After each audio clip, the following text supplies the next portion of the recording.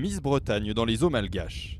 Depuis plus d'un siècle, ces goélettes étendent leur voile sur la côte ouest de la Grande Île, au milieu des plus traditionnelles pirogues. Au village de Bellou-sur-Mer, elles sont toutes nées sur la plage, une dizaine chaque année, grâce au travail de ceux qu'on appelle ici les fondis.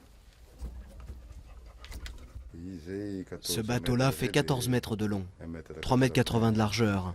Une fois terminé, on pourra y mettre 40 tonnes de marchandises. Les fondis sont des charpentiers de marine, qui comme Fama, transmettent leur savoir d'une génération à l'autre. J'ai appris mon métier auprès de mon père. J'étais d'abord son apprenti, puis depuis une vingtaine d'années, j'ai pris la relève. Le premier à avoir transmis ce savoir repose en haut d'une dune, un peu à l'écart du village. Le breton Ludovic Joachim est arrivé ici dans les années 1870 avec son frère. Il a formé les villageois à son art. Depuis, la production n'a jamais cessé et la méthode a peine changé, toujours assez physique.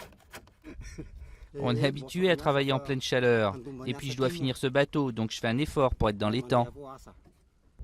Car les commandes sont là. Il y a encore peu de bateaux à moteur et les routes sont quasi inexistantes le long de la côte.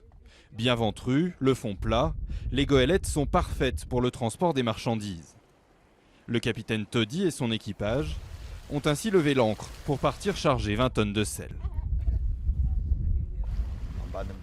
Les goélettes sont vraiment moins chères par rapport aux camions et aux 4x4. Si vous voulez transporter des marchandises par camion, ça vous coûtera, disons, 500 francs malgaches le kilo, contre moitié moins avec ce bateau. Donc les transporteurs aiment bien faire appel à nous.